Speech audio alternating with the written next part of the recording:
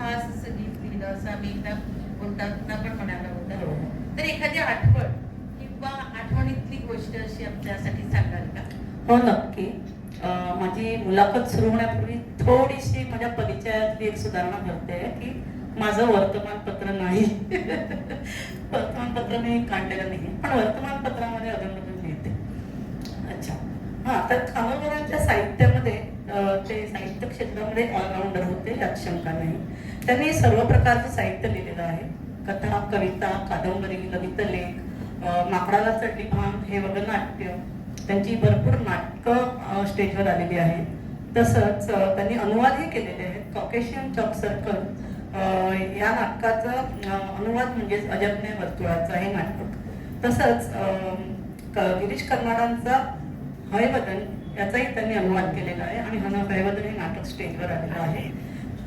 त्यानंतर चानी, अनुग्रह, कोंडुरा, अग्निदिव्य हे सर्व चित्रपट त्यांनी प्रदर्शित केले आहेत.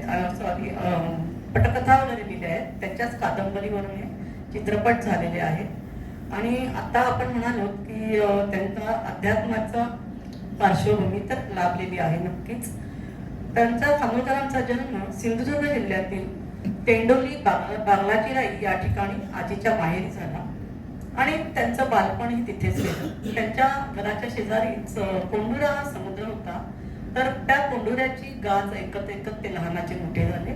तसंच त्यांचं घर सूर्यदर्शनही होणं कठीण अशा निसर्गरम्य ठिकाणी होतं. घनगर्द वनराईत त्यांचं घर होतं. घराच्या अगदी जवळ त्यांचं चिदानंद स्वामींचा मठ होता. हे चिदानंद स्वामी खानोलकरांचे नातेवाईक होते. तर अशी तेजस्वी पार्श्वभूमी असलेल्या घराण्यांचा वारसा खानोलकरांना लाभला आहे. तसंच मठात होणारा घंटानाद, मठात घुमणारी त्यांच्या आजोबांची मंत्रवाणी बालवयात खानोलकरांच्या सतत कानावर पडत होती. भाईंनी आम्हा मुलांना त्यांच्या साहित्याला कधीही हात लावायला दिला नव्हता. ते नेहमी सांगायचे की माझं साहित्य मुलांनी एक थोरला भाऊ सोडला तर इतरांनी, कारण आम्ही लहान होतो त्यामुळे आम्हाला ते साहित्य वाचायला देत नव्हते. मग मी एक हट्ट केला, बालसुलभ हट्ट, की मग आमच्यासाठी काहीतरी लिहा. आणि त्यावेळेला मग त्यांनी माझा हट्ट पुरवला आणि बाळ गोपाळ संग्रह, गोपाळ गाणे नावाचा हा कविता संग्रह प्रकाशित झाला. आणि या कविता संग्रहामध्ये ज्या काही कविता आहेत त्या कविता म्हणजे मी लहान असताना त्या मला गोष्टी सांगायचे, त्या सर्व गोष्टी आपल्याला बालकविता संग्रहामध्ये पाहायला मिळतात. तसंच त्यांनी कावळे नावाची एक छोटी नाटिकाही लिहिलेली आहे. आणि गोपाळ गाणे या संग्रहानंतर मला सांगितले की आम्हाला, म्हणजे मला कथा सांगितली होती, एक मस्करी करणारं भूत असतं. काही गोष्टी आपल्या हरवतात आणि कालांतराने या गोष्टी आपल्याला पुन्हा तिथेच सापडतात. आणि ही गोष्ट सर्वांना अनुभव आलेला असतो. खरं तर ही भूताची गोष्ट आहे, पण हे मस्कऱ्या भूत असतं. म्हणजे आम्हाला भाईने गोष्ट सांगताना आमच्या मनात भीती बसू नये म्हणून हेही सांगितलं की ह्या भूताची भीती बाळगायचं कारण नाही, ते फक्त मस्करी करतं, बाकी काही तुम्हाला त्रास देत नाही. तर या कवितेतलं हे भूत जे आहे ते असंच भूत आहे. पण ही कविता थोडी आमच्या भाईंनी जरा वेगळी लिहिली आहे. या भूताची मस्करी निसर्ग कसा करतो ते या कवितेमध्ये त्यांनी. ते भूत नदी किनारी फिरत असताना ती नदी अचानक छिट असं भरते. भूत गोंधळतं आणि त्या नदीकडे बघतं. नंतर एक झाड, त्या झाडाजवळ भूत जाताच ते झाडच त्या भूताच्या मागे धावायला लागतं. पुन्हा भूत गोंधळतं. हा काय प्रकार आहे? भूताचीच कोबडी गळते. तर अशा प्रकारे ज्या गमतीशीर गोष्टी त्यांना या सर्व बालकविता संग्रहामध्ये त्यांनी लिहिलेल्या आहेत. आणि खूप वेळा तीर तीर तिरंग भीर भीर भिरंग झीर मीर पाण्याचा रंग, पाण्याने केले छुप छुप छुप, ढुम ढुम पळून गेले. भूताने लावला झाडाला हात, झाडाचे झाले पोपट सात. राम राम बोलताच पोपट सात, भूताची झाली जमीन सपाट. आपल्या घरचं वातावरण आणि आपण राहत असलेलं वातावरण एकंदरीत व्यक्तिमत्वावरती त्याच्या छटा पडतात. भाईंच्या घरचं वातावरण आध्यात्मिक होतं म्हणूनच त्यांच्या लिखाणातून आपल्याला अध्यात्म दिसतं. आणि कोकणात वाढलेले, कोकणात वास्तव्य असलेले, त्यामुळे त्यांच्या कवितेमध्ये जसा निसर्ग येतो तसे कोकणातली भूतं पण येते.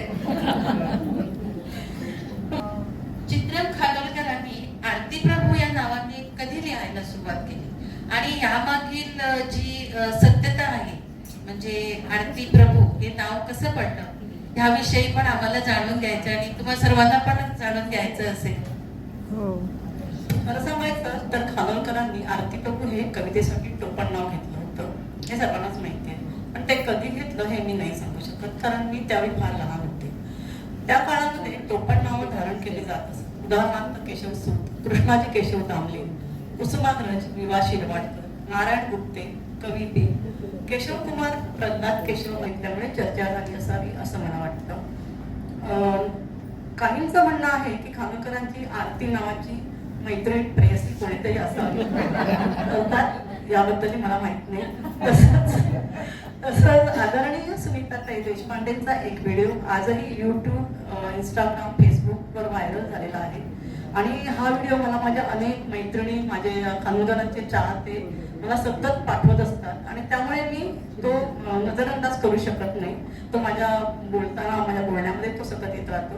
तर त्यात सुनीताताईंनी काय सांगितलंय की सुरुवातीलाच त्या व्हिडिओमध्ये म्हटलंय, खरं खोटं माहित नाही, पण एक तर सत्यता पडताळल्याशिवाय कोणी काही बोलू नये असा या मताची मी आहे. आणि खरं खोटं माहित नाही यातच खरं तर सगळं आलं. एक गोष्ट आवर्जून सांगावीशी वाटते. खानोलकरांच्या वडिलांच्या निधनानंतर खानोलकरांची आई वीणा गेस्ट हाऊस चालवायची आणि एक विधवा बाई त्या काळामध्ये हे अशा प्रकारचं खानावळ चालवते ही फार अभिमानाची गोष्ट मला तरी वाटते. तर खानावळीच्या गल्ल्यापासून खानोलकर लेखन करीत असं त्या व्हिडिओमध्ये सुनीताताईंनी म्हटलेलं आहे. लेखन केलेले कागदाचे गोळे ते जमिनीवर फेकत आणि मजा म्हणजे खानावळीत आलेला कोणीतरी इसम ते गोळे थेट गोळा करून भागवतांकडे मौज प्रकाशनमध्ये छापायला पाठवतो. आणि मला प्रश्न पडला की ज्याला साहित्यातलं कोकाठो माहित नाही अशी व्यक्ती साहित्य असं खानोलकरांचं साहित्य भागवतांकडे का पाठवेल? बरं, त्या काळी भागवत प्रसिद्ध नव्हते, आरती प्रभू प्रसिद्ध नव्हते. केवळ स्त्रीचं नाव पाहून साहित्य छापणाऱ्यातले श्रीपू भागवत नव्हते. तर असं त्यातली सत्यता अशी आहे की जी खानोलकरांच्या आईने चरित्र लेखक जया गडकरांना सांगताना मी ऐकली आहे. तर खानोलकरांची आई म्हणाली की खानोलकरांनी गल्ल्यावर बसून कधीच लेखन केलेलं नाही. तसंच समवयस्क मित्र जमून थट्टा मस्करी वयाला साजेशा टवाळक्या मात्र ते गल्ल्यावर बसून करायचे. आणि ह्या मित्रांच्या चांडाळ चौकटी अर्थात हा आजीचा शब्द, तर त्याच्यामध्ये आरती मासिकाचे संपादक श्री उपाध्ये हे होते. तर खानोलकरांचं खरं तर ती कथा अशी आहे, खानोलकरांचं पाळण्यातलं नाव रघुवीर हे होतं. वडिलांचं नाव त्र्यंबक आणि आडनाव प्रभू खानोलकर. त्यांचं नाव रघुवीर त्र्यंबक खानोलकर असं होतं.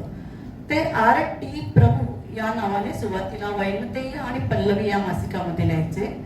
छपाईच्या चुकीमुळे चुकून ते आरती झालं, आरती प्रभू असं झालं. आणि ते नाव खानोलकरांना प्रचंड आवडलं आणि त्यांनी ते नाव घेतलं. आणि काय झालं की खानोलकरांना ते नाव खूप आवडल्यामुळे ते धारण केलं. आणि आमचे भाई स्वभावाने थोडे मिश्किल होते. जो कोणी त्याला त्या नावाबद्दल काही विचारेल तर त्या सर्वांना ते काही उत्तर द्यायचे नाही, फक्त मिश्किलपणे हसत त्या माणसाकडे पाहत बसायचे. मग तुला हवा तो अर्थ तू घे. अर्थात हे आपल्याला खानोलकरांच्या चरित्रामध्ये वाचायला मिळतं की तुम्ही खूप लहान होतात जेव्हा खानोलकरांनी आरती प्रभू हे नाव घेतलं. पण माझ्या वाचनात असं आलेलं आहे की 1954च्या सुमारास त्यांनी एक कविता प्रकाशित केली आणि ती कविता होती शून्य शृंगारते. ही कविता त्यांनी आरती प्रभू या नावाने पहिल्यांदाच आरती प्रभू या नावाने प्रकाशित केली. आणि ती मराठी मधल्या या साहित्य रसिकांना इतकी आवडली ती कविता की सगळ्यांचं लक्ष त्याच्याकडे वेधलं गेलं आणि सर्वसामान्य जनमानसामध्ये आरती प्रभू हे नाव प्रत्येकाच्या मनामनावर कोरलं गेलं. आणि ही